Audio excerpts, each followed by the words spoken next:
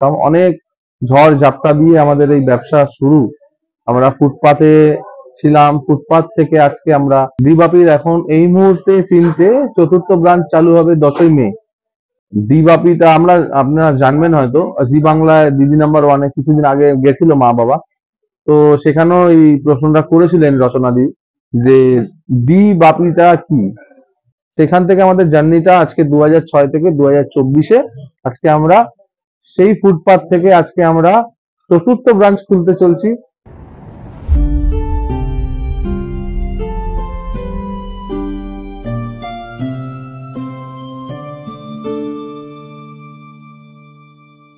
নমস্কার, আমি অনির্বাণ, দ্বিবাপির ওনার। আর সবাইকে শুভ নববর্ষ। সঞ্জুদা, তোমাকেও শুভ নববর্ষ। দ্বিবাপির এখন এই মুহূর্তে 3টে, চতুর্থ ব্রাঞ্চ চালু হবে 10ই মে। 10ই মে অক্ষয় তৃতীয়ার দিনকে। ওইটা একদম সোদপুর বিটি রোডে ওপেন হচ্ছে। এখন এখানে তো খুব বেশি আইটেম নেই দাদা, এখানে আছে আপনাদের chicken biryani, mutton biryani, special mutton biryani, special chicken biryani, আর আপনার chicken chaap, mutton keema, mutton kosha, mutton liver kosha, chicken kosha, এই কটা আইটেম অ্যাভেলেবেল আছে এখানে। চিকেন চাপ আপনার একটা ওজন থাকে আপনার ওই 250 গ্রামের মতন পিসের ওজন থাকবে, একটা সিঙ্গেল পিস থাকে 150 টাকা দাম ওটা। রাইস আনলিমিটেড ফর ইন্ডিভিজুয়াল, যদি ইন্ডিভিজুয়াল খান তাদের জন্য রাইস আনলিমিটেড। স্পেশালে কোনো রকম রাইস আনলিমিটেড হয় না, ইন্ডিভিজুয়াল রাইস আপনাদের আনলিমিটেড হবে। মাটন বিরিয়ানিতে দাদা এখন আমাদের আগে ছিল 200 গ্রাম, এখন আমাদের এটা বেড়ে হয়েছে 220 থেকে 30 গ্রাম মতন বেড়েছে। আমরা 30 গ্রাম ইনক্রিজ করেছি, তার কারণ একটাই যে অনেক সময় যে মাটনটা কাটতে গেলে 10-15 গ্রাম হয়তো ভেঙে যায়, এতটা সফট হয় মাটনটা, কাটতে গেলে ভেঙে যায়। ওই 200 গ্রাম থেকে যদি 10 গ্রাম 20 গ্রাম ভেঙে যায়, তো সেটা গিয়ে দাঁড়ালো কত, 160 গ্রাম, 70 গ্রাম, 80 গ্রামে গিয়ে। অনেক সময় কাস্টমার বলে যে দাদা পিসটা একটু ছোট হয়ে গেছে। হয় এটা এটা আমরা ব্যক্তিগতভাবে মানে বলবো না যে একদম আমরা এটা ডিজার্ভ করি যে এটা হয় এই জিনিসটা, কিন্তু এই জিনিসটা হয় বলেই আমরা 30 গ্রাম আরো বাড়িয়ে দিলাম। যদি ওখানে 10-15 গ্রাম 20 গ্রাম ভেঙেও যায়, তাতেও যাতে কাস্টমারের কোনো রকম মানে লস না হয়, এই জিনিসটাকে আমরা মেনটেন করছি। মাটন বিরিয়ানি 330 টাকা, চিকেন বিরিয়ানিও সেম, চিকেন বিরিয়ানিটা আপনার 240 টাকা, ওরও 20 গ্রাম মতন ইনক্রিজ করেছি। চিকেনে বেশি ইনক্রিজ করা যায় না, তার কারণ একটাই, চিকেনটা যদি আমরা বেশি বড় করি, আমার দিতে কোনো অসুবিধা নেই, কিন্তু আমি যদি একটা ঘাবদা বড় চিকেন দিই, সেই চিকেনটা আপনি কোনো টেস্ট পাবেন না। চিকেনটা তো আপনার হয়তো দেখতে এত বড় মনে হবে, কিন্তু চিকেনটার ভেতরে যে স্বাদটা, সেই স্বাদটা পাবেন না, সেই টেন্ডার থাকবে না, সেই জুসিনেস থাকবে না, ওটা ছিবড়ে লাগবে খেতে। অর্থাৎ একটা স্ট্যান্ডার্ড সাইড যে আমরা চিকেনটাকে রাখছি যাতে চিকেনটা খেতে ভালো লাগে। এখন ওই আপনার 220, 230 এরকমের মধ্যে, হ্যাঁ দুটো একই আছে। এর বেশি অনেক জায়গায় মানে হয়তো 300 গ্রাম করে দিবে, বডি এত বড় 300 গ্রাম, কিন্তু ওটা ভালো হবে না খেতে, ওই জন্যই আমরা ছোট একটা সাইজ রেখেছি। এখন দেখো এটা ডিপেন্ড করে জায়গার উপরে, আমাদের জন্য এখানে অ্যাভারেজ 20টা 22টা এরকম করে হাড়ি যায় প্রত্যেকদিন। হ্যাঁ অ্যাভারেজ এক একটা হাড়িতে 80 থেকে 100 জন, এর বেশি না। দেখো মধ্যম গ্রামে অ্যাকচুয়ালি আমি এটা বলতে পারি যে আমি এই জায়গাটায় আসার পরে, সর্বপ্রথম দ্বিবাপি মধ্যম গ্রামে আসার পরেই বিরিয়ানির যে ক্রেজটা, ট্রেন্ড তৈরি হয়েছে মধ্যম গ্রাম। এটা আমি গর্ব করে বলছি যে আজকে এই জায়গাটাতে আমি আসার পরে হয়তো এই জায়গাটা এতটা ফেমাস হয়েছে।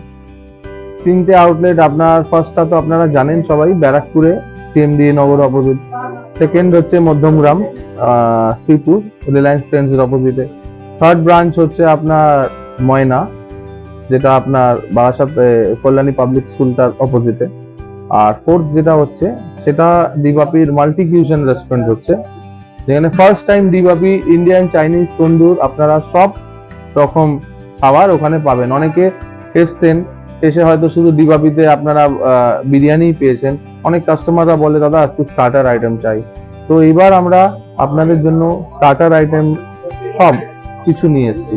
আমরা খুব শীঘ্রই ব্রাঞ্চটাকে ওপেন করছি।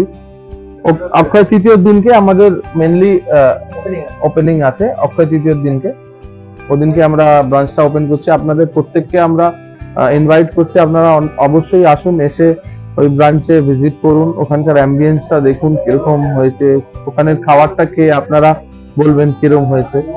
আপনাদেরকে আমি আগেই জানাই যে আপনারা অবশ্যই আসুন। ডি বাপিটা আপনারা জানবেন হয়তো, জি বাংলায় দিদি নাম্বার ওয়ানে কিছুদিন আগে গেছিল মা বাবা, তো সেখানেও এই প্রশ্নটা করেছিলেন রচনা দি যে ডি বাপিটা কি। তো ডি মানে ডলি, বি ফর বাপি। ওনারা দুজন মিলে আজ থেকে 16-17 বছর আগে এই বিজনেসটাকে শুরু করেন। তখন আমরা অনেকটাই ছোট, পড়াশোনা করতাম, অনেক ঝড় ঝাপটা দিয়ে আমাদের এই ব্যবসা শুরু।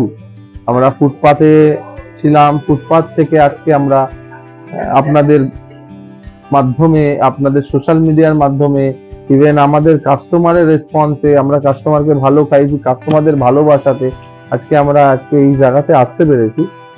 অসংখ্য ধন্যবাদ জানাই তাদেরকে, আমরা তাদের কাছে চিরকৃতজ্ঞ থাকবো যে আজকে আমাদের এই ভালোবাসা দিয়ে এই জায়গায় আনার জন্য।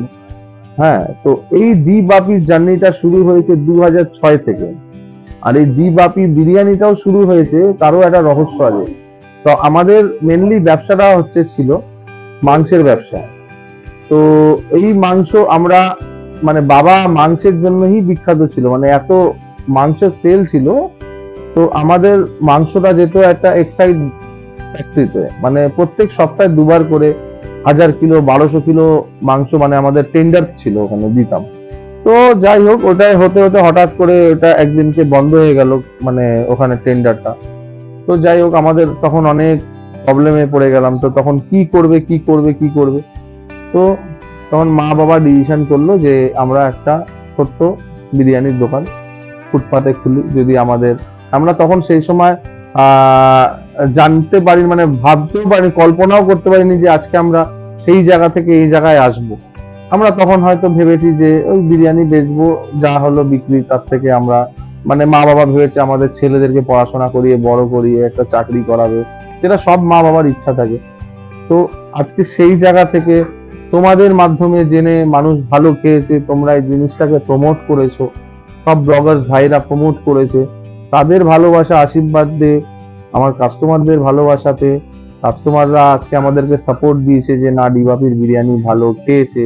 অনেক নেগেটিভ রেসপন্সও আছে, অনেক পজিটিভ রেসপন্সও আছে, কিন্তু সেই জায়গা থেকে আজকে আমাদেরকে এই জায়গায় এনেছেন একমাত্র তোমরা আর আমাদের কাস্টমাররা। সেখান থেকে আমাদের জার্নিটা আজকে 2006 থেকে 2024-এ আজকে আমরা সেই ফুটপাথ থেকে আজকে আমরা 4র্থ ব্রাঞ্চ খুলতে চলছি সোদপুরে। না দেখুন, যার যার ব্যবসা তার জায়গায়, আমি কাউকে নিয়ে কোনোদিনও তুলনা করিও নি। আমি আমার নিজের ব্যবসাটাকেই বুঝি, যে যার জায়গায় ব্যবসা করছে তাদের সাথে আমি আমার তুলনা কোনোদিন করি না। তারা তাদের মতন ব্যবসা করছে, তাদের ব্যবসার পলিসিটা আলাদা, আমার ব্যবসার সেগমেন্টটা টোটালি আলাদা। ওদের সাথে আমি মানে কোনো রকম ভাবে মানে কোনো কম্পিটিশনে যেতেই চাই না, মানে ওনারা ওনাদের মতন করে। হ্যাঁ, এটা আমার খুব ভালো লাগে বলতে, যে বাঙালি এগোচ্ছে, এটা দেখে আমার মানে ভালো লাগে যে চলো বাঙালি কিছু করছে, এটা দেখেও ভালো লাগে। কেটারিং আমরা ফুল কেটারিং করছি, তো বিভিন্ন জায়গায় কেটারিং করছি। আমরা এই লাস্ট করে আসলাম হলদিয়ায় কেটারিং করে আসলাম। আমরা ফুল কেটারিংও করি, যদি আপনি মনে করেন যে আমাদেরকে দিয়ে এতে করাবেন, মানে শুধু বিরিয়ানি কিংবা চিকেন চাপ এটা করাবেন, এটাও করাতে পারেন। আদারওয়াইজ যদি মনে করেন যে না, আমরা ডিবাপিকে ফুল কেটারিং দেবো, ফুল কেটারিংও আমরা কাজ করছি। রিজনেবল প্রাইস, দেখো রিজনেবল প্রাইসে বেস্ট জিনিস দেওয়াটা অসম্ভব ব্যাপার। প্রাইসটা একটা এমন রাখছি যাতে আমিও মানে দিতে পারি জিনিসটা, আর কাস্টমারও যাতে স্যাটিসফাইড হতে পারে। রিজনেবল প্রাইসে বেস্ট জিনিস দেওয়া, এটা যদি কেউ বলে এটা ভুল বলে, এটা কোনোদিনই সম্ভব না। রিজনেবল প্রাইসে কেউ বেস্ট জিনিস দিতে পারে না দাদা, এটা সম্ভবই না। আমি একটা জিনিস বিয়ে বাড়িতে খাওয়াবো, ধরো একটা কাস্টমার, ধরো যারা খেতে আসবে তারা একটার জায়গায় তো 4টে মাংস খাবে, তো 4টে খাবে, 5টা খাবে। তো সেখানে তুমি 840 টাকা কেজি খাসি দিয়ে তুমি কি করে তাকে রিজনেবল রেটে দেবে?